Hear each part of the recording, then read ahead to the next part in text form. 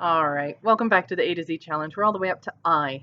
I for the imposter syndrome. There's this problem that happens when we write. It's that we have a tendency to go around and take ourselves down a peg, as though the great heights of being a writer are too lofty for those around us, and so we drop it back a bit.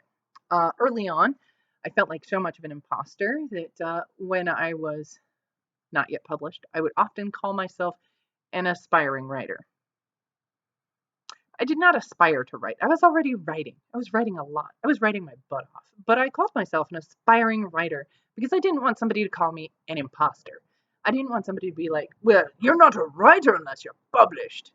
Which is actually kind of serious baloney. I mean, there are really famous writers who were never published in their lifetime. And, you know, they're required reading now. I mean, there are plenty of people whose works were discovered after their death or they published and very modestly, which is a nice way of saying nobody bought it. And it wasn't until later on in life that those writers were considered important, that they came to have great meaning to people in our society. So, I mean, what are your benchmarks for success? That's what it starts to boil down to. And so we feel like imposters, and because we feel like imposters, we try to take ourselves down a peg voluntarily with the hopes that someone else won't come by and do it for us. So it's like, hey, if I'm a writer, oh, but I'm an aspiring writer, so you don't have to knock me down a peg. And we see this kind of all the time. After you publish, if you go on to go publishing, you will hear people say things like, "Oh yeah, yeah, I've got a book out. Oh no, it's nothing big. It's just I just self-published."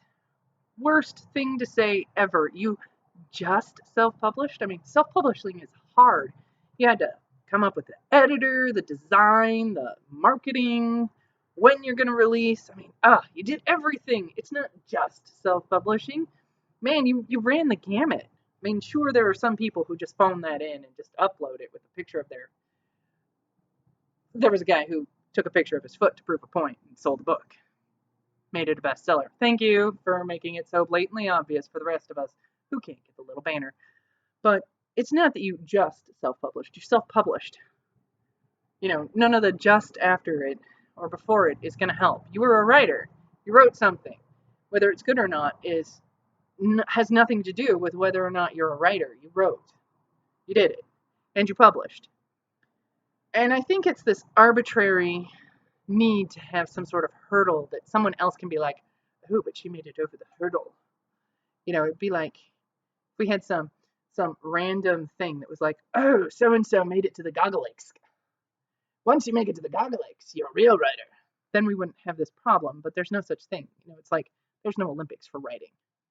God, that would be cool, right? If they had an Olympics for writing, it'd be really boring. And now, coming in at 10,000 words. What would they do? Judge our character development? Whew. Well, that's scary. All right, so I for imposter syndrome. Don't, you're not. Get used to just calling yourself a writer. That's what you are.